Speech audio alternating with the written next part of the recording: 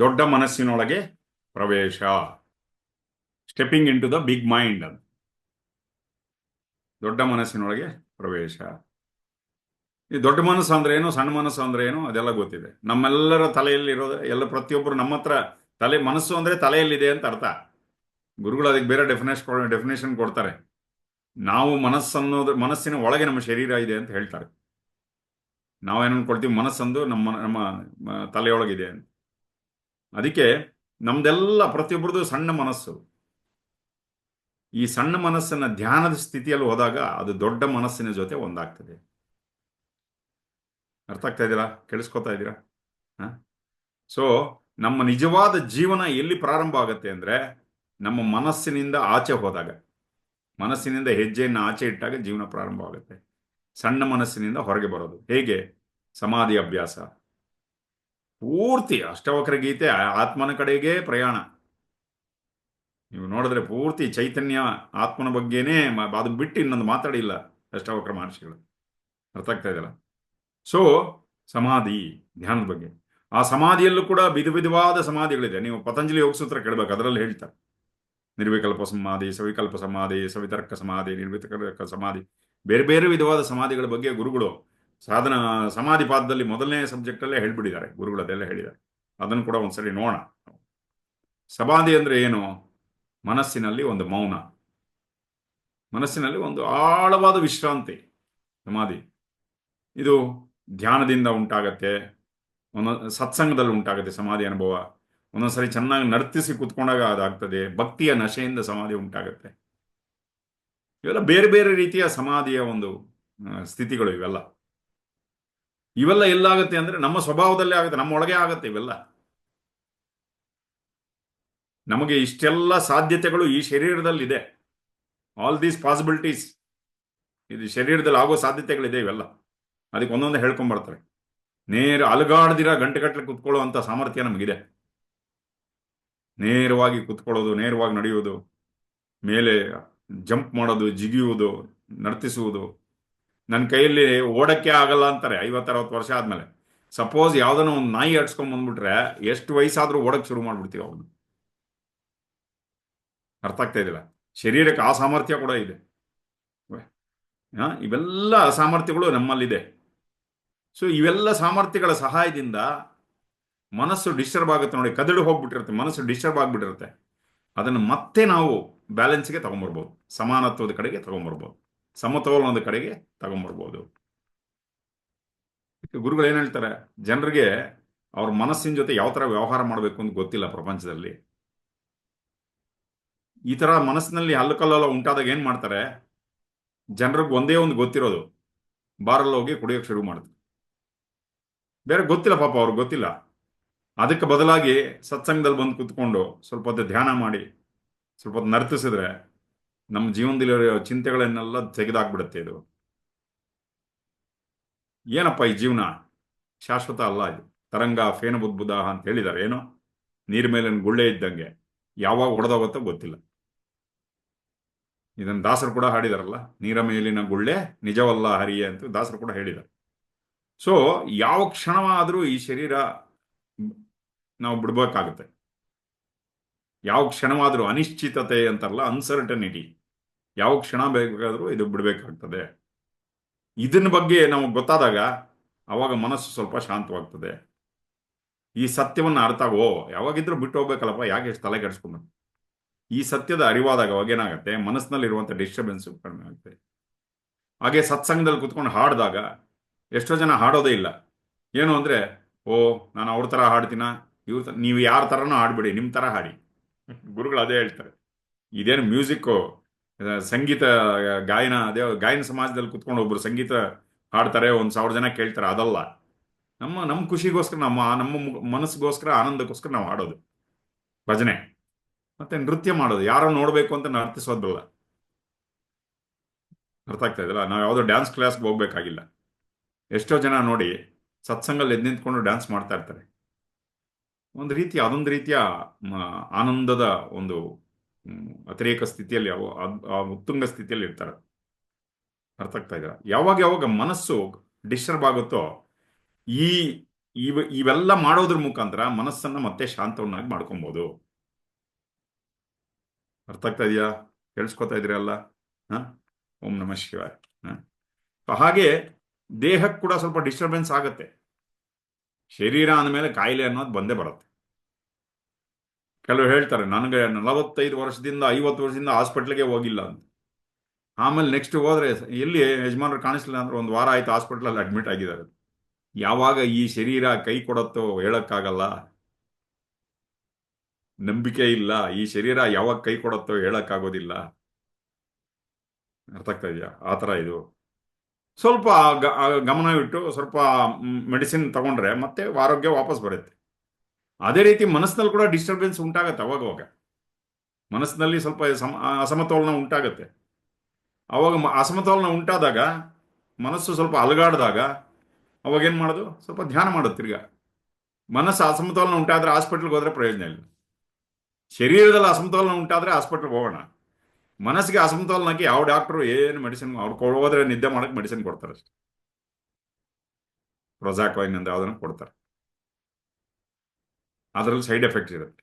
ಹಂಗೆ ಯಾವಾಗಲೂ ಟ್ರಾನ್ಸಲ್ಲೇ ಇದ್ದಂಗೆ ಇರುತ್ತೆ. ಹಂಗೆ ಅರ್ಥ ಆಗ್ತಾ ಇದೆ.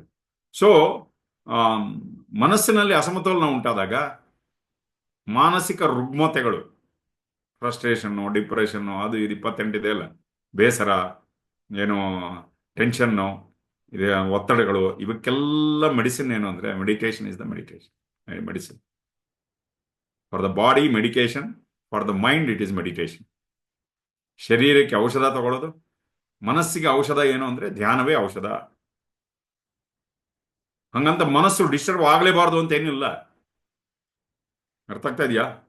ಮನಸ್ಸು ಡಿಸ್ಟರ್ಬ್ ಆಗುತ್ತೆ ಏನು. ಸೊ ಹಾಗೆ ನಮಗೆ ಇನ್ನೊಂದು ಮನಸ್ಸಿನಲ್ಲಿದೆ, ಆತ್ಮಜ್ಞಾನಿಗಳಿಗೆ ಆ ಕಾಯಿಲೆನೇ ಉಂಟಾಗೋದಿಲ್ಲ, ಅವ್ರ ಶರೀರಕ್ಕೆ ತೊಂದರೆನೇ ಉಂಟಾಗೋದಿಲ್ಲ. ಆದರೆ ಇಲ್ಲೇನು ಹೇಳ್ತಾ ಇದ್ದಾರೆ ಗುರುಗಳು ನೋಡಿ, ಆ ಶರೀರ ಇವಾಗ ಒಬ್ಬ ಆತ್ಮಜ್ಞಾನಿಗಳ ಶರೀರದ ಒಳಗಡೆ ಇರೋದು ಅವರ ಚೈತನ್ಯ. ಆ ಶರೀರ ಕೂಡ ಈ ಪಂಚಭೂತಗಳಿಂದ ನಿರ್ಮಾಣ ಆಗಿದೆಯಲ್ವಾ? ಅದರಿಂದ ಕೆಲವು ಪ್ರಕೃತಿ ನಿಯಮಗಳು ಆ ಶರೀರನ ಪಾಲಿಸಬೇಕು. ಕಾಯಿಲೆ ಬರುತ್ತೆ ಅಂತ ಹೇಳ್ತಾ ಇಲ್ಲ, ಆದರೆ ಒಂದೊಂದ್ಸಾರಿ ಕಾಯಿಲೆ ಬರೋಕ್ಕೂ ಸಾಧ್ಯತೆ ಇದೆ. ಯಾವಾಗ ಬೇಕಾದ್ರೂ ಬರ್ಬೋದು. ಯಾಕಂದ್ರೆ ಪಂಚಭೂತಗಳ ಕಂಟ್ರೋಲಲ್ಲಿ ಇರೋದು ಎನಿಥಿಂಗ್ ಮೇ ಹ್ಯಾಪನ್, ಯಾವ್ದು ಏನ್ ಬೇಕಾದ್ರೂ ಆಗ್ಬೋದು. ಆದ್ರೆ ಇನ್ನೊಂದು ಹೇಳ್ತಾರೆ ಗುರುಗಳು, ಆತ್ಮಜ್ಞಾನಗಳಲ್ಲಿ ಸಣ್ಣ ಮನಸ್ಸು ಇರುವುದಿಲ್ಲ, ದೊಡ್ಡ ಮನಸ್ಸೇ. ವಿಶಾಲವಾದ ವಿಶ್ವ, ಆಕಾಶವೇ, ಆಕಾಶ ಅಂತ ಕೂಡ ಹೇಳಕ್ಕಾಗಲ್ಲ, ಅದಕ್ಕನ್ನ ಸೂಕ್ಷ್ಮವಾಗಿರುವಂತ ಶುದ್ಧ ಚೈತನ್ಯ, ಆ ಒಂದು ಶಕ್ತಿಯ ಸಾಗರ ಆ ಶರೀರದಲ್ಲಿ ಬಂದಿರುತ್ತೆ. ಇದೊಂದು ದೊಡ್ಡ ವಿಷಯ. ಇದೊಂದು ದೊಡ್ಡ, ಆಕ್ಚುಲಿ ಒಂದು ಸಣ್ಣ ಶರೀರದಲ್ಲಿ ಆ ಶಕ್ತಿಯ ಸಾಗರ ಬಂದಿರೋದು ದೊಡ್ಡ ಆಶ್ಚರ್ಯ. ಇದು ಯಾವುದಕ್ಕೂ ಹೋಲಿಸಕ್ಕಾಗೋದಿಲ್ಲ. ಗುರುಶಕ್ತಿ ಬರ್ತಾ ಇದ್ರೆ ಆ ಒಂದು ಶರೀರದಲ್ಲಿ ಆ ಶಕ್ತಿಯ ಸಾಗರ ಅನ್ನೋದಿದೆ ನೋಡಿ, ಅದಕ್ಕೆ ಅರ್ಥ ಮಾಡ್ಕೊಳಕ್ ಆಗಲ್ಲ ಆ ಶಕ್ತಿಯನ್ನ. ನಾವು ಏನು ಅಂದ್ರೆ ಆಶ್ಚರ್ಯದಿಂದ ನೋಡ್ತಾ ಇರೋದಷ್ಟೇ, ಕೃತಜ್ಞತೆಯಿಂದ ನೋಡೋದಷ್ಟೇ. ನಾವು ನೀವಿರುವಾಗ ನಮ್ಗೊಂದು ಅವಕಾಶ ಕೊಟ್ಟಿದ್ದೀರಲ್ಲ, ನಿಮ್ಮ ಮುಂದೆ, ನಿಮ್ಮ ಹತ್ರ ಇರೋದಕ್ಕೆ, ನಿಮ್ಮ ಜೊತೆ ಮಾತಾಡ್ಸೋದಿಕ್ಕೆ, ನಿಮ್ಮ ಆಶೀರ್ವಾದ ತಗೊಳಕ್ಕೆ, ನಿಮ್ಮ ವಾಣಿ ಕೇಳೋದಿಕ್ಕೆ. ಅರ್ಥ ಆಗ್ತಾ ಇದೆಯಲ್ಲ? ನಿಮ್ಮ ದೃಷ್ಟಿ ನಮ್ಮ ಮೇಲೆ ಬೀಳ್ತಾ ಇದೆಯಲ್ಲ, ಅದಕ್ಕೆ ನಾವು ಅದೃಷ್ಟ ಮಾಡಿದ್ದೀವಿ. ನಿಮ್ಮ ಮಾತು ಕೇಳ್ತಾ ಇದೀವಲ್ಲ, ಅದಕ್ಕೆ ನಾವು ಅದೃಷ್ಟ ಮಾಡಿದ್ದೀವಿ. ಆ ವಿಶಾಲವಾದ ಶಕ್ತಿ ಆ ಒಂದು ಶರೀರದಲ್ಲಿ ಇರುತ್ತೆ. ಅದಕ್ಕೆ ಆತ್ಮಜ್ಞಾನಿಗಳಿಗೆ ಮನಸ್ಸು ಅಂದ್ರೆ ಸಣ್ಣ ಮನಸ್ಸು ಇರೋದು, ದೊಡ್ಡ ಮನಸ್ಸು, ಅದು ಬಿಗ್ ಮೈಂಡ್ ಅಂತ ಏನ್ ಹೇಳ್ತಾರೆ ಅದು. ಹಾಗಂತ ಅವ್ರ ಮನಸ್ಸು ಕೂಡ ಸೂಕ್ಷ್ಮವಾಗಿ ಸ್ಪಂದಿಸುತ್ತೆ, ಪ್ರತಿಯೊಬ್ಬರ ಭಾವನೆಗಳಿಗೂ ಸ್ಪಂದಿಸುತ್ತೆ. ಅದಕ್ಕೆ ಪ್ರತಿ ದಿವಸ ನೀವು ನೋಡಿ, ದರ್ಶನ ಲೈನ್ ಅಂತ ಕೊಡ್ತಾರೆ ಗುರುಗಳು. ಎಷ್ಟೋ ಜನ ಬಂದು ಗುರುಗಳ ಹತ್ರ ಹೇಳ್ಕೊಳ್ತಾ ಇರ್ತಾರೆ, ಗುರುಗಳೇ ನನಗೆ ಅದಾಗ್ತಾ ಇಲ್ಲ, ಇದು ಆಗ್ಬೇಕು, ಮನಸ್ಸು ಸರಿ ಇಲ್ಲ, ಏನು ಸ್ವಲ್ಪ ಅದು ಸರಿ ಇಲ್ಲ ಚೆನ್ನಾಗಿ. ಅರ್ಥ ಆಗ್ತಾ ಇದಿಲ್ಲ ಯಾಕೆ? ಅದೇ ಹೇಳ್ತಾರೆ, ಏನು ಅಂದ್ರೆ ಒಬ್ಬ ಭಕ್ತನ ಮನಸ್ಸಿನಲ್ಲಿ ಸ್ವಲ್ಪ ಹೆಚ್ಚು ಕಡಿಮೆ ಆದ್ರೂ ಗುರುಗಳ ಮನಸ್ಸಲ್ಲಿ ಅದು ರಿಫ್ಲೆಕ್ಟ್ ಆಗುತ್ತೆ. ಆ ಸಣ್ಣ ಮನಸ್ಸಿನಲ್ಲಿ ಸ್ವಲ್ಪ ಏನೇ ಹೆಚ್ಚು ಕಡಿಮೆ ಆದ್ರೂ ಅದು ದೊಡ್ಡ ಮನಸ್ಸಿನಲ್ಲಿ ಪ್ರತಿಬಿಂಬಿತವಾಗುತ್ತೆ. ಈ ದೊಡ್ಡ ಮನಸ್ಸಂದ್ರೆ ಏನು ಅದು ಕೂಡ ಹೇಳ್ತಾರೆ. ಈ ಸಣ್ಣ ಸಣ್ಣ ಸಣ್ಣ ಸಣ್ಣ ಸಣ್ಣ ಮನಸ್ಸುಗಳೆಲ್ಲ ಸೇರಿ ದೊಡ್ಡ ಮನಸ್ಸು ಉಂಟಾಗಿದೆ. ಕೇಳಿಸ್ಕೊತಾ ಇದ್ದೀರಾ? Real with me. ಈ ಸಣ್ಣ ಸಣ್ಣ ಸಣ್ಣ ಮನಸ್ಸುಗಳೆಲ್ಲ ಸೇರಿ ದೊಡ್ಡ ಮನಸ್ಸು ಉಂಟಾಗಿದೆ. ಅರ್ಥ ಆಗ್ತದೆ? ಅದಕ್ಕೆ ಪರಮಾತ್ಮ ಅದಕ್ಕೆ ನಮ್ಮ ತಂದೆ ತಾಯಿ ಇದ್ದಂಗೆ. ಮಕ್ಕಳು ದುಃಖದಲ್ಲಿದ್ದರೆ ತಂದೆ ತಾಯಿಗಳು ಸಂತೋಷವಾಗಿರ್ತಾರ? ಗುರುಗಳು ಇದು ಮಾತು ಕೇಳ್ತಾ ಇದ್ದಾರೆ. ತಾಯಿ 100 ಜನ ತಾಯಂದಿರು ಸೇರಿದ್ರೆ ಒಬ್ಬ ಗುರುವಿಗೆ ಸಮಾನ. ಗುರುಗಳು ಇದೇ ಹೇಳ್ತಾರೆ. ಒಬ್ಬ ತಾಯಿಯ ಪ್ರೀತಿ ಏನಿದೆಯೋ ಅದಕ್ಕೆ 100 ಜನ ತಾಯಂದಿರ ಪ್ರೀತಿ ಸೇರಿದ್ರೆ ಒಬ್ಬ ಗುರುವಿನ ಪ್ರೀತಿಗೆ ಸಮಾನ.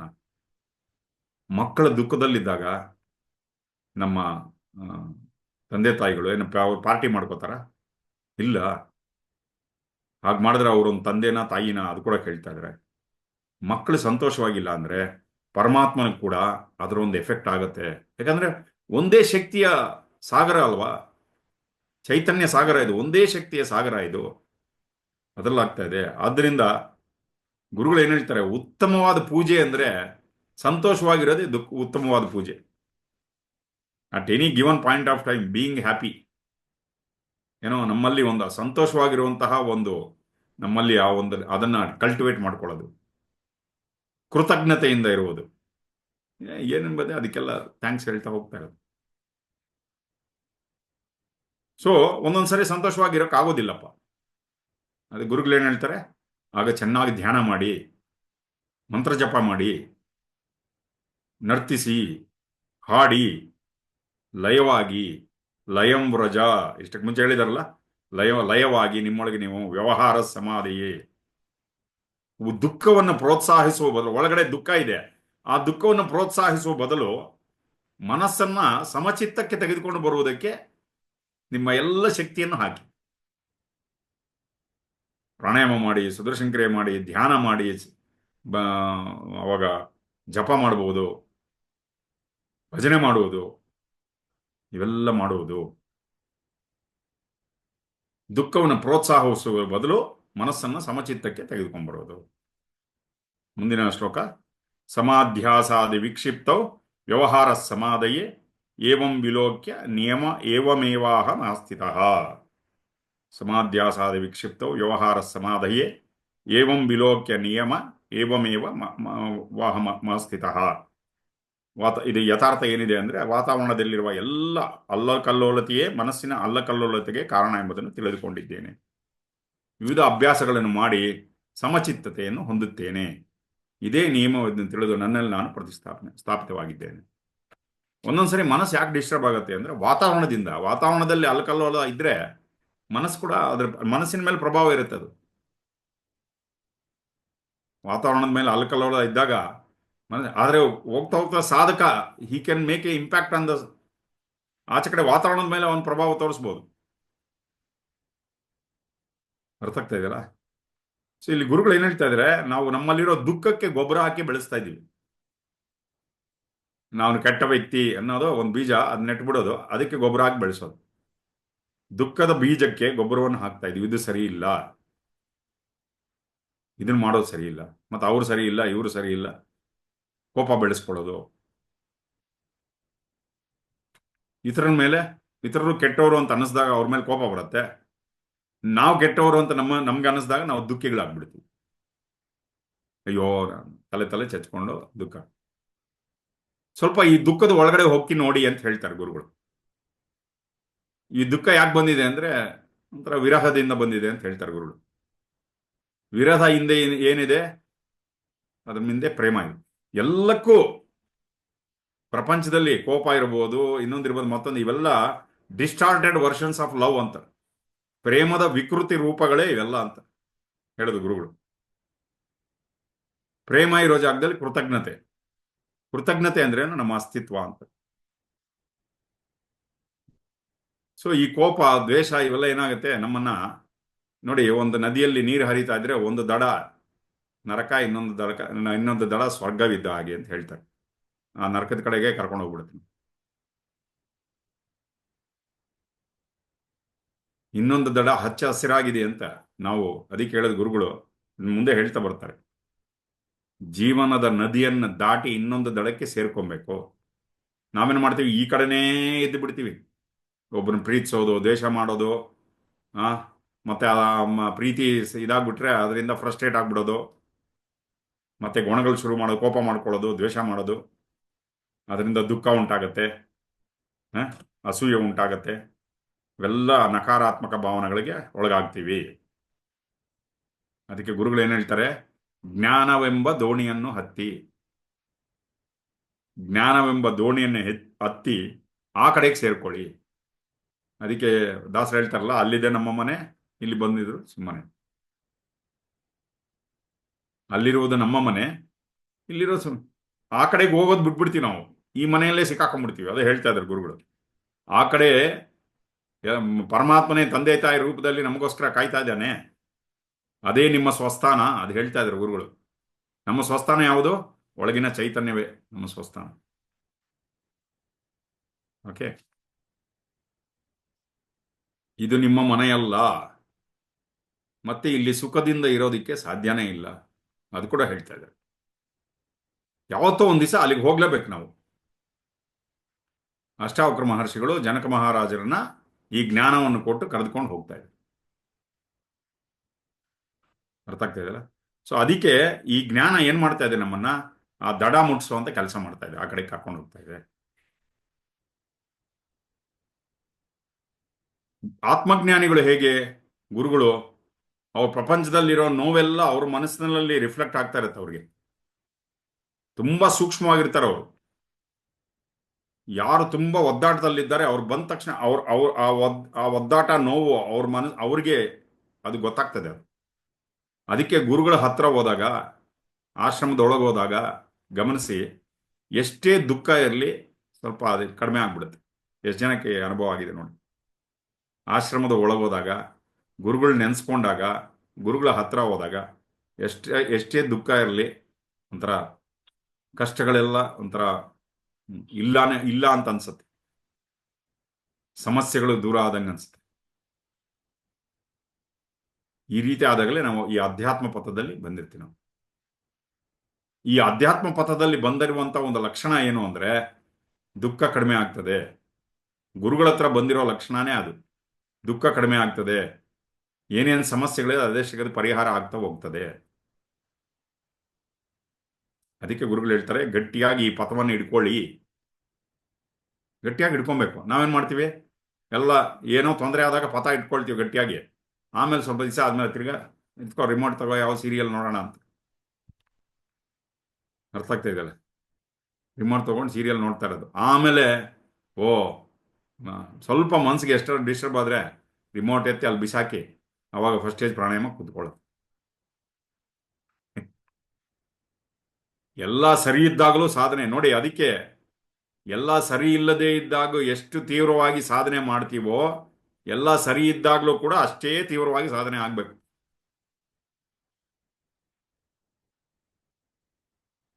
ಎಲ್ಲ ಸರಿ ಇದ್ದಾಗ ಎವ್ರಿಥಿಂಗ್ ಇಸ್ ಓಕೆ, ಇವಾಗ ಏನಕ್ಕೆ ಮೆಡಿಟೇಷನ್ ಇಲ್ಲ, ಅವಾಗಲೂ ಮಾಡ್ಬೇಕು. ಅದೇ ತರ ಸಾಧನೆಯಲ್ಲಿ ವ್ಯತ್ಯಾಸ ಉಂಟಾಗ್ಬಿಡು. ಅದೇ ಸಾಧನೆ ಹಂಗೆ ಮಾಡ್ಕೊಂಡು ಹೋಗ್ತಾರೆ. ಇಲ್ಲಾಂದ್ರೆ ಏನಾಗುತ್ತೆ, ಆ ಮನಸ್ಸು ಒಳಗಡೆ ನಮ್ ಕೂತಿರತ್ತಲ್ಲ, ಅದು ಎದ್ದು ಕೂತ್ಕೊಳ್ಳುತ್ತೆ. ಎದ್ದು ಕೂತ್ಕೊಂಡು ನಮ್ಮ ಕೈ ಹಿಡಿದು ಅಡ್ಡದಾರಿ ತುಳ್ಸತ್ತಾರೆ. ನಿಧಾನವಾಗಿ ಮನಸ್ಸು ನಮ್ಮನ್ನ ಮೋಸ ಮಾಡಕ್ಕೆ ಬರುತ್ತೆ. ಅದು ನಮ್ಮ ಮನಸ್ಸು ಎಷ್ಟೋ ಸರಿ ನೀವು ನೋಡಿ, ಬೇಕಾದ್ರೆ ಏನೋ 6:30 ಧ್ಯಾನ ಕುತ್ಕೊಬೇಕು ಅಂತ ಅನ್ಸುತ್ತೆ. ಅರ್ಥ ಆಗ್ತಾ ಇದ್ದಲ್ಲ? 6:30 ಯಾವುದೋ ಒಂದು ಸೀರಿಯಲ್ ಬಂದ್ಬಿಡುತ್ತೆ. ಇದನ್ನ ನೋಡ್ಬಿಟ್ಟು ಅಡ್ವಾನ್ಸ್ ಇಂಟರ್ವೆಲ್ ಅಲ್ಲಿ ಹೋಗಿ ಕುತ್ಕೊಂಡ್ಬಿಡ್ತೀನಿ ಮೆಡಿಟೇಷನ್ಗೆ. ಇಂಟರ್ವೆಲ್ಗೆ ಒಂದು ಗ್ಲಾಸ್ ಕಾಫಿ ಕೊಡ್ತಾರೆ. ಆ ಗ್ಲಾಫಿ ಕುಡಿದ ತಕ್ಷಣ 7 ಗಂಟೆಗೆ ಹೋಗಿ ಕುತ್ಕೊಳ್ತೀನಿ ಧ್ಯಾನಕ್ಕೆ. 7 ಗಂಟೆಗೆ ಇನ್ನೂ ಯಾರೋ ಹೇಳ್ತಾರೆ, ಆ ಸೀರಿಯಲ್ ನೋಡಿದ್ರೆ ಯಾರೋ ಫೋನ್ ಮಾಡ್ತಾರೆ. ಇವಾಗ ಈ ನಡುವೆ ಕೆಲವು ಫೋನ್ಗಳು ಏನು ಅಂದ್ರೆ, ಆ ಸೀರಿಯಲ್ ಅಲ್ಲಿ ಏನ್ ನಡೀತಾ ಇದೆ, ಕರೆಂಟ್ ಹೋಗ್ಬಿಡುತ್ತೆ ನಮ್ಮ ಮನೆ ಹತ್ರ, ಸ್ವಲ್ಪ ಹೇಳಿ. ಮತ್ತೆ ಶುರು. 7:30 ಆಯ್ತು, 8 ಆಯ್ತು, 8 ಗಂಟೆಗೆ ಇನ್ಯಾವ ಮೆಡಿಟೇಷನ್? ನಾಳೆ ಬೆಳಗ್ಗೆ ಮಾಡ್ಕೊಳ್ಳೋಣ. ಗುರು ಏನು ಅಂದ್ರೆ, ಎಲ್ಲ ಸರಿ ಇಲ್ಲದೆ ಇದ್ದಾಗ ನಾವು ಸಾಧನೆಗೆ ಎಷ್ಟು ಮಹತ್ವ ಕೊಡ್ತೀವೋ, ಸರಿ ಇಲ್ಲದೆ ಇದ್ದಾಗಲೂ ಸರಿ ಇದ್ದಾಗ ಕೂಡ ಅದೇ ತೀವ್ರವಾಗಿ ಕೊಡೋದು. ಅದಕ್ಕೆ ಭಗವಂತ ಮನಸ್ಸಿನ ಬಲೆಯಲ್ಲಿ ಸಿಕ್ಕಿ ಹಾಕಿಕೊಳ್ಳಬೇಡಿ ಅದು ಹೇಳ್ತಾ ಇದ್ದಾರೆ ಗುರುಗಳು. ಇಲ್ಲಿ ಏನಾಗ್ತಾ ಇದೆ, ಏನೋ ಸ್ವಲ್ಪ ತೊಂದರೆ ಆಗುತ್ತೆ. ಕೆಲವ್ರು ಏನ್ ಮಾಡ್ತಾರೆ, ಅದಕ್ಕೆ ಈ ಯಾವಾಗ್ಲೂ ಕೆಲವು ಮನೆಯಲ್ಲಿ ಕೆಲವು ಮಕ್ಕಳು ಇರ್ತಾರೆ. ಆ ಮಕ್ಕಳು ಅಳ್ಮುಂಜಿಗಳು ಅಂತಾರೆ ಅವ್ರನ್ನ. ಎಲ್ಲಕ್ಕೂ ಅಳ್ತಾ ಇರೋದೆ. ಎಲ್ಲ ಏನ್ ಸ್ವಲ್ಪ ಹೆಚ್ಚು ಕಡಿಮೆ ಎಲ್ಲಕ್ಕೂ ಅಳ್ತಾನೇ ಇರೋದು. ಸ್ವಲ್ಪ ಹೊತ್ತು ಎತ್ತವ್ರು ನೋಡ್ತಾ ಇರ್ತಾರೆ, ಆಮೇಲೆ ಬಿಟ್ಬಿಟ್ಟು ಹೋಗ್ತಾ ಇರ್ತಾರೆ. ಅವ್ರು ತಲೆನೇ ಕೆಡಿಸ್ಕೊಳ್ಳಿ. ಏನಂದ್ರೆ ಅವ್ನು ಹಣೆ ಬರಾನು ಅಷ್ಟು ಹುಟ್ಟದಾಗ್ಲಿಂದ ಅಳ್ತಾನೆ ಇದ್ದಾನೆ ಅವನು. ಗಮನಿಸಿದಿರಾ ಇದು? ಅವ್ನು ಏನ್ ಮಾಡಿದ್ರು ಅಳಕ್ ಶುರು ಮಾಡೋದು. ಅದೊಂದು ಅದನ್ನೇನಂತಾರೆ, ಬ್ಲ್ಯಾಕ್ ಮೇಲ್ ಮಾಡಕ್ ಶುರು ಮಾಡ್ತಾರೆ. ಇದಕ್ಕೆ ಮೆಸೋಗಿಸಮ್ ಅಂತ ಒಂದು ಕಾಯಿಲೆ ಇದು. ಸ್ವಪೀಡನ ಇದೊಂದು ಇದಕ್ಕೆ ಅಳುಮುಂಜಿಗಳು ಅಂತ ಹೇಳ್ತೀವಿ. ಒಂದೊಂದ್ಸರಿ ಯಾವಾಗನ್ನ ಒಂದೊಂದ್ಸರಿ ಸ್ವಲ್ಪ ನೋವಾಗಿ ಕಣ್ಣಲ್ಲಿ ನೀರು ಬಂದ್ರೆ ಅದು ಬೇರೆ ವಿಷಯ. ಅದನ್ನು ತಡಿಬೇಡಿ ಅಂತ ಹೇಳ್ತಾ ಇಲ್ಲ. ಈ ತರದ ಒಂದು ಮನಸ್ಸಿನ ಒಂದು ಭ್ರಾಂತಿ ಇದೆಯಲ್ಲ, ಇದರಿಂದ ಆಚೆ ಬನ್ನಿ. ಓಕೆ, ಸಮಚಿತ್ತಕ್ಕೆ ಅದಕ್ಕೆ ನಮ್ಮ ಬೇರೆ ಬೇರೆ ರೀತಿಯ ಧ್ಯಾನಗಳನ್ನು ಮಾಡಿ, ಮನಸ್ಸು ಹೆಚ್ಚು ಕಡಿಮೆ ಆದಾಗ, ಮನಸ್ಸಿನಲ್ಲಿ ಡಿಸ್ಟರ್ಬೆನ್ಸ್ ಆದಾಗ, ಅಸಮತೋಲನ ಉಂಟಾದಾಗ, ಅಲ್ಲಕಲ್ಲೋಲ ಉಂಟಾದಾಗ, ಬೇರೆ ಬೇರೆ ಅಭ್ಯಾಸಗಳನ್ನು ಮಾಡಿದಾಗ ಅದರಿಂದ ಸಹಾಯಕವಾಗತ್ತೆ. ಅದಕ್ಕೆ ನೋಡಿ, ಗುರುಗಳು ಒಂದೇ ತರ ಧ್ಯಾನ ಮಾಡಿಸಲ್ಲ, ಬೇರೆ ಬೇರೆ ರೀತಿಯಿಂದ ಮನಸ್ಸನ್ನು ಕರ್ಕೊಂಬಂದು ಶಾಂತತೆಗೆ ಕರ್ಕೊಂಬರ್ತಾರೆ. 300 ಥರ ಧ್ಯಾನ ಇದೆ. ಯಾವುದರಲ್ಲಿ ನೀವು ಸತ್ವ ಆ್ಯಪ್ ಓಪನ್ ಮಾಡಿಬಿಟ್ರೆ ಅದರಲ್ಲಿ ನೂರಾರು ಥರದ ಧ್ಯಾನ ಪದ್ಧತಿಗಳನ್ನು ಕೊಟ್ಟಿದ್ದಾರೆ ಗುರುಗಳು. ಯಾಕೆ ಅಷ್ಟು ಬೇರೆ ಬೇರೆ ಅಂದರೆ, ಮನಸ್ಸಿಗೆ ಬೇರೆ ಬೇರೆ ರೀತಿಯಲ್ಲಿ ಅದನ್ನ ಮನಸ್ಸನ್ನು ಒಲಿಸ್ಕೊಂಡು ಕರ್ಕೊಂಬರೋದು, ವಾಪಸ್ ಕರ್ಕೊಂಬಂದು ಎಲ್ಲಿ ಚೈತನ್ಯದಲ್ಲಿ ಸ್ಥಾಪನೆ ಮಾಡೋದು. ಅದಕ್ಕೆ ಮಾಡ್ತಾರೆ. ಕೇಳಿಸ್ಕೊತಾ ಇದ್ದೀರಾ ಎಲ್ಲ? ಸೊ ಅದಕ್ಕೆ ಒಮ್ಮೆ ಯಾರೋ ಒಬ್ರು ಬುದ್ಧ ಭಗವಾನರನ್ನು ಕೇಳ್ತಾರೆ, ನಿಮ್ಗೆ ಆತ್ಮ ಸಾಕ್ಷಾತ್ಕಾರ ಆಗ್ಬಿಟ್ಟಿದೆ, ಇನ್ನ ಯಾಕೆ ಮೆಡಿಟೇಷನ್ ಮಾಡ್ತೀರಾ ಅಂತ. ಆತ್ಮ ಸಾಕ್ಷಾತ್ಕಾರ ಆಗ್ಬಿಟ್ಟಿದೆ, ಇನ್ನ ಯಾಕೆ ಧ್ಯಾನ ಮಾಡ್ತೀರಾ? ನೀನೇ ಭಗವಂತ ಅಂತ ನಿನಗೆ ಗೊತ್ತು, ನೀನೇ ಅನಂತವಾದ ಶಕ್ತಿ ಅಂತ ನಿನಗೆ ಗೊತ್ತು, ಅನಂತವಾದ ಚೈತನ್ಯ ಅಂತ ಗೊತ್ತು ನಿನಗೆ, ಎಲ್ಲ ಅದರೊಳಗೆ ಲಯ ಆಗ್ಬಿಟ್ಟಿದೀಯಾ, ಹಾಗಿದ್ರೂ ಏಕೆ ಕಣ್ಮುಚ್ಕೊಂಡು ಕೂತ್ಕೊಳ್ಳೋದು ಅಂತ ಆಗ ಬುದ್ಧ ಭಗವಾನರು ಮುಗುಳ್ನಗ್ತಾ ಹೇಳ್ತಾರಂತೆ, ನಾನೇನು ಮಾಡ್ತಾ ಇಲ್ಲ, ಎಲ್ಲ ಅದಷ್ಟು ಕದೆ ಆಗ್ತಾ ಇದೆ.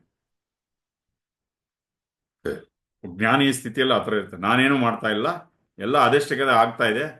ಈ ಸಣ್ಣ ಸಣ್ಣ ಸಣ್ಣ ಮನಸ್ಸುಗಳಲ್ಲಿ ಇದೆ ಅಲ್ಲ, ನನ್ನ ಸುತ್ತಲೂ ಇರುವಂಥ ಈ ಸಣ್ಣ ಸಣ್ಣ ಸಣ್ಣ ಮನಸ್ಸುಗಳು, ಆ ಮನಸ್ಸುಗಳಲ್ಲಿ ಏನೇನು ಆಗ್ತಾ ಇದೆಯೋ ಅದು ನನ್ನೊಳಗೆ ಆಗ್ತಾ ಇದೆ, ನಾನು ಅದನ್ನು ಗಮನಿಸ್ತಾ ಇದ್ದೀನಿ ಅಷ್ಟೇ.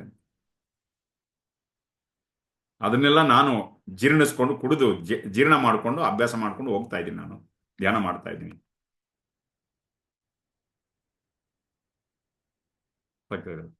ಇನ್ನೊಬ್ರು ಯಾರೋ ಹೇಳ್ತಾರೆ, ಈ ಯೇಸು ಪಾಪಗಳು, ನಮ್ಮ ಪಾಪಗಳಿಗೋಸ್ಕರ ಅವರು ಮರಣಿಸಿದ್ರು ಅಂತ.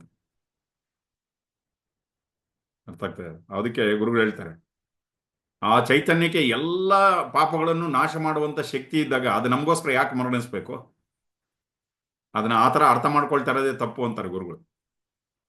ಎಲ್ಲ ನಮ್ಮ ಎಲ್ಲ ಪಾಪಗಳನ್ನು ತಗೊಂಡು ನಾಶ ಮಾಡುವಷ್ಟು ಶಕ್ತಿ ಆ ಚೈತನ್ಯಕ್ಕಿದೆ.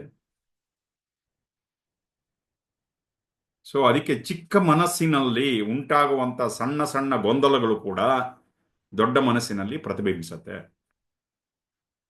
ಅದಕ್ಕೆ ಬುದ್ಧ ಭಗವಾನರು ಏನ್ ಹೇಳ್ತಾರೆ, ಸಂಗಮ್ ಶರಣಂ ಗಚ್ಚಾಮಿ, ಸತ್ಸಂಗದಲ್ಲಿ ಕುತ್ಕೊಳ್ಳಿ. ಸತ್ಸಂಗದಲ್ಲಿ ಕುತ್ಕೊಂಡಾಗ ಇವೆಲ್ಲ ಮಾಯವಾಗತ್ತೆ, ಅದರೊಳಗೆ ಲೈವ್ ಆಗತ್ತೆ. ಆವಾಗ ನಮ್ಗೆ ಗೊತ್ತಾಗುತ್ತೆ ನಾನು ಪರಮಾತ್ಮನ ಒಂದು ಭಾಗ ಅಂತ ಅವಾಗ ಗೊತ್ತಾಗತ್ತೆ. ಇವಾಗ ಅನೇಕ ಆಶ್ರಮಗಳಲ್ಲಿ ತುಂಬಾ ಶಿಸ್ತು ಜಾಸ್ತಿ, ತುಂಬಾ ಡಿಸಿಪ್ಲಿನ್ ಜಾಸ್ತಿ. ಕಟ್ಟಿಗೆ ಹಿಡ್ಕೊಂಡು ಒಂಥರ ನೀವು ಬುದ್ಧಿಸ್ಟ್ ಇದರಲ್ಲಿ ಹೋಗ್ಬಿಟ್ರೆ ಅಲ್ಲಿನ ಶಿಸ್ತು ಜಾಸ್ತಿ, ಕಠಿಣವಾಗಿ ಶಿಸ್ತಿರುತ್ತೆ ಅಲ್ಲಿ. ಇನ್ನು ಕೆಲವು ಆಶ್ರಮಗಳಲ್ಲಿ ಸ್ವಲ್ಪ ರಿಲ್ಯಾಕ್ಸ್, ಜೀವನನ್ನ ಇನ್ನು ಸ್ವಲ್ಪ ರಿಲ್ಯಾಕ್ಸ್ ಆಗ್ತಗೊಳ್ಳಿ, ಆಟವಾಡಿ ಸಂತೋಷವಾಗಿರಿ, ಆಧ್ಯಾತ್ಮಿಕ ಪಥ ಕೂಡ ಸಂತೋಷವಾಗಿರ್ಲಿ ಅಂತ ಹೇಳ್ತಾರೆ. ಆದರೆ ಈ ಪಥಕ್ಕೆ ಅದರದೇ ಆದ ರೂಲ್ಸ್ ಇದೆ. ಅಧ್ಯಾತ್ಮ ಪಥದಲ್ಲಿ ನಾವು ಹೇಗಂದ್ರೆ ಹಾಗಿರಂಗಿಲ್ಲ. ಅಧ್ಯಾತ್ಮ ಪಥದಲ್ಲಿ ಒಂದು ನಿಯಮ ಇದೆ, ನಮ್ಮ ಮನಸ್ಸಿಗೆ ನಮ್ಮ ಆತ್ಮನಿಗೆ ಒಂದು ನಿಯಮ ಇದೆ. ಇಲ್ಲಿ ಬಂದ ಮೇಲೆ ಆ ನಿಯಮಗಳನ್ನು ಪಾಲಿಸ್ಬೇಕು.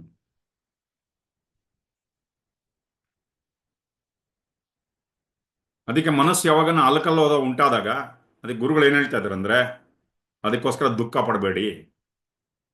ವಾತಾವರಣದಲ್ಲಿ ಏನೋ ಹೆಚ್ಚು ಕಡಿಮೆ ಇದೆ, ಪರವಾಗಿಲ್ಲ. ಯಾವಾಗ ಮನಸ್ಸು ಅಲ್ಕಲ್ಲೋದ ಉಂಟಾದಾಗ ಅವಾಗ ಸ್ವಲ್ಪ ಧ್ಯಾನ ಜಾಸ್ತಿ ಮಾಡಿ, ಜಪ ಜಾಸ್ತಿ ಮಾಡಿ, ಮಂತ್ರ ಪಠಣ ಜಾಸ್ತಿ ಮಾಡಿ. ಅಸ್ತವ್ಯಸ್ತ ಉಂಟಾದಾಗ ಈ ಪ್ರಯೋಗ ಮಾಡಿ ನೋಡಿ ಒಂದ್ಸರಿ ಅಂತ ಹೇಳ್ತಾ ಇದ್ದಾರೆ ಗುರುಗಳು. ಇನ್ನೊಬ್ಬರ ಮೇಲೆ ಕೂಗಾಡಿ ಕಿರ್ಚಾಡಿ ದೂಷಣೆ ಮಾಡೋ ಬದಲು ಮಂತ್ರೋಚ್ಚಾರಣೆ ಮಾಡಿ, ಸ್ವಲ್ಪ ಧ್ಯಾನ ಜಾಸ್ತಿ ಮಾಡಿ. ಇದು ಮಾಡೋದ್ರಿಂದ ಮನಸ್ಸಿನಲ್ಲಿ ಸ್ವಲ್ಪ ಸಮಚಿತ್ತತೆ ಉಂಟಾಗುತ್ತೆ. ಆಮೇಲೆ ನಮಗೆಲ್ಲ ಚೆನ್ನಾಗಿದ್ದಾಗ ನಾವು ಯಾರಿಗೋ ಸೇವೆ ಮಾಡೋದು ದೊಡ್ಡ ವಿಷಯ ಅಲ್ಲ. ಗುರುಗಳು ಅದೇ ಹೇಳ್ತಾ ಇದ್ದಾರೆ, ಎಲ್ಲ ಚೆನ್ನಾಗಿದ್ದಾಗ ನಿಮ್ಗೋಸ್ಕರ ನಾನು ಏನು ಮಾಡಬಲ್ಲೆ ಅಂತ ಹೋಗಿ ಕೇಳೋದು ದೊಡ್ಡ ವಿಷಯ ಅಲ್ಲ. ನಮ್ಮ ಜೀವನದಲ್ಲಿ ಏನೂ ಸರಿ ಇದ್ದಾಗಲೂ ಕೂಡ ಅಷ್ಟೇ ತೀವ್ರವಾಗಿ ಸೇವೆ ಮಾಡಿ ಅಂತ ಹೇಳ್ತಾ ಇದ್ದಾರೆ ಗುರು. ಅವಾಗಲೂ ಮನೆಯಿಂದ ಆಚೆ ಬಂದು ನಿಮ್ಗೋಸ್ಕರ ನಾನು ಏನು ಮಾಡಬಲ್ಲೆ, ಇದು ನಿಜವಾದ ಸೇವೆ. ಎಲ್ಲ ಚೆನ್ನಾಗಿದ್ದಾಗ ಮಾಡೋ ಸೇವೆ ಅಲ್ಲ. ನಮ್ಮ ಜೀವನದಲ್ಲಿ ಎಲ್ಲ ಚೆನ್ನಾಗಿದ್ದಾಗ ನಾನು ಸೇವೆ ಮಾಡ್ತೀನಿ ಅದಲ್ಲ ಗುರುಗಳು. ನೀನು ಸೇವೆ ಮಾಡಕ್ ಶುರು ಮಾಡು, ಎಲ್ಲ ಸರೋಗತ್ತೆ ಅಂತ. ಸೇವೆ ಮಾಡಕ್ ಶುರು ಮಾಡು, ಎಲ್ಲ ಸರೋಗತ್ತೆ. ನಮ್ಮ ಜೀವನದಲ್ಲಿ ಏನೂ ಸರಿ ಇಲ್ಲದೆ ಇದ್ದಾಗ ಆವಾಗಲೂ ಆಚೆ ಬಂದು ಮನೆಯಿಂದ, ಅದು ನಿಜವಾದ ಕ್ರಾಂತಿ, ನಮ್ಮ ಜೀವನದಲ್ಲಿ ಆಗುವಂತ ಕ್ರಾಂತಿ ಅಂತ ಹೇಳ್ತಾರೆ. ನಮ್ಮ ಜೀವನಾನೇ ಬದಲಾಯಿಸುತ್ತೆ ಅದು. ಇದು ತುಂಬಾ ಮುಖ್ಯ. ನಮಗೆಲ್ಲ ಒಳ್ಳೇದಾದಾಗ ಮಾತ್ರ ಏನಾದರೂ ಒಳ್ಳೇದು ಮಾಡ್ತೀವಿ ಅದಲ್ಲ. ನಮ್ಮ ಜೀವನದಲ್ಲಿ ಏನೂ ಸರಿ ಇಲ್ಲ ಅಂದಾಗಲೂ ಕೂಡ ನಿಮ್ಮ ಸೇವೆಗೆ ಸಿದ್ಧನಿದ್ದೇನೆ. ಹೇಗೆ ಒಂದು ಅಗರಬತ್ತಿ ಹೇಗೆ ಉರಿದು ಬಿಟ್ಟು ಈ ಪ್ರಪಂಚಕ್ಕೆ ತನ್ನ ಸುವಾಸನೆಯನ್ನು ಕೊಡುತ್ತೆ, ಹಾಗೆ ಒಂದು ತುಪ್ಪದ ಬತ್ತಿ ಉರಿದು ತನ್ನ ಬೆಳಕನ್ನು ಕೊಡುತ್ತೆ. ಒಂದು ಮರ ಈ ಪ್ರಪಂಚದಲ್ಲಿರೋ ಬಿಸಿಯನ್ನೆಲ್ಲ ಎಳ್ಕೊಂಡು ತಣ್ಣಗಿನ ಗಾಳಿಯನ್ನು ಹೇಗೆ ಕೊಡುತ್ತೆ, ಒಂದು ಹಸು ಹುಲ್ಲನ್ನು ತಿಂದು ಹಾಲು ಕೊಡುತ್ತಲ್ಲ, ಈ ರೀತಿಯಾಗಿ ನಾವು ಸೇವೆ ಮಾಡಬೇಕು ಅಂತ ಹೇಳ್ತಾರೆ ಗುರು. ಈ ಪ್ರಾಣಿಗಳೆಲ್ಲ ಈ ತರ ಮಾಡ್ತಾ ಇದ್ರೆ ಮನುಷ್ಯ ಹೇಗಿರ್ಬೇಕು ಅಂತ. ಒಂದು ಮರ ನಿಂತ್ಕೊಂಡು ಅದಕ್ಕೆ ಏನೇ ತೊಂದರೆ ಕೊಟ್ಟರು ನೆರಳು ಕೊಡುತ್ತೆ. ಒಂದು ಹಸು ಹುಲ್ಲನ್ನು ತಿಂದು ಹಾಲು ಕೊಡ್ತಾ ಇದೆ. ಎಲ್ಲರಿಗಿನ್ನ ನಾವು ಉತ್ಕೃಷ್ಟವಾದ ಒಂದು ಜನ್ಮ ಅಂತ ಹೇಳ್ತೀವಲ್ಲ, ಮನುಷ್ಯ ಜನ್ಮ ಅಂತ. ನಾವು ಇನ್ ಯಾವ ತರ ಇರಬೇಕು? ಅದಕ್ಕೆ ಗುರುಗಳು ಹೇಳ್ತಾರೆ, ನನ್ನ ಪ್ರತಿಯೊಂದು ಉಸಿರು ಪ್ರತಿ ದಿನ ಸೇವೆಗೋಸ್ಕರ ಮುಡುಪಾಗಿರ್ಲಿ. ಇಲ್ಲಾಂದ್ರೆ ಮೂರೊತ್ತು ನಾನು ನನಗೇನು ಸಿಗತ್ತೆ, ಅಹಂಕಾರ, ನನಗೆ ಪದವಿ ಕೊಡ್ತಾರೆ, ಇದು ದುರ್ವಾಸನೆ ಅಂತಾರೆ ಗುರುಗಳು. ಇದು ದುರ್ವಾಸನೆ ಅಂತ. ಅದಕ್ಕೆ ಒಳಗಡೆಯಿಂದ ಖಾಲಿ ಮತ್ತು ಶೂನ್ಯವಾಗೋದಿದೆ ನೋಡಿ, ಹಾಲೋ ಅಂಡ್ ಎಂಟಿ, ಇದು ಸುಗಂಧ. ಸಾಧನೆ ಮಾಡೋದು, ನಮ್ಮ ಕೈಯಲ್ಲಿ ಆದಷ್ಟು ಸೇವೆ ಮಾಡೋದು, ಎಷ್ಟಾಗುತ್ತೋ ಅಷ್ಟು ಸೇವೆ. ಆಕ್ಚುಲಿ ನಮ್ಮನ್ನು ಕಾಪಾಡೋದೇ ನಾವು ಮಾಡಿದಂಥ ಸೇವೆ. ಇನ್ಯಾವುದೂ ನಮ್ಮ ಹತ್ರಕ್ಕೆ ಬರಲ್ಲ. ಎಂತೆಂಥ ಕಠಿಣವಾದ ಸಮಯದಲ್ಲೂ ಕೂಡ ಪರಮಾತ್ಮ ಯಾವುದೋ ಒಂದು ರೂಪದಲ್ಲಿ ಬಂದು ಕೈ ಹಿಡಿದು ಬಿಡ್ತಾನೆ ಸೇವೆ ಮಾಡ್ತಾ ಇದ್ರೆ ಪ್ರಪಂಚಕ್ಕೆ. ನಮ್ಮ ಕೈಯಲ್ಲಿ ಆದಷ್ಟು ಸೇವೆ. ಯಾಕೆ ಗುರುಗಳು ಅದೇ ಹೇಳ್ತಾರೆ, ಪ್ರತಿಯೊಬ್ಬರು ದೈವ ಸ್ವರೂಪನೇ, ಪರಮಾತ್ಮ ಎಲ್ಲರ ಒಳಗಡೆ ಇದ್ದಾನೆ. ಇದನ್ನು ತಿಳ್ಕೊಂಡು ವಿಶ್ರಮಿಸಿ, ಏವಮೇವಾಹಂ ಆಸ್ಥಿತಃ ಅಂತಾರೆ. ಓಕೆ, ಇಲ್ಲಿಗೆ ಇವತ್ತಿನ ಅಷ್ಟಾವಕ್ರ ಗೀತೆ ಕಂಪ್ಲೀಟ್ ಆಯ್ತು. ಓಕೆ, ನಾಳೆ ನೋಡೋಣ. Thank you very much, very grateful to. ಜೈ ಗುರುದೇವ್.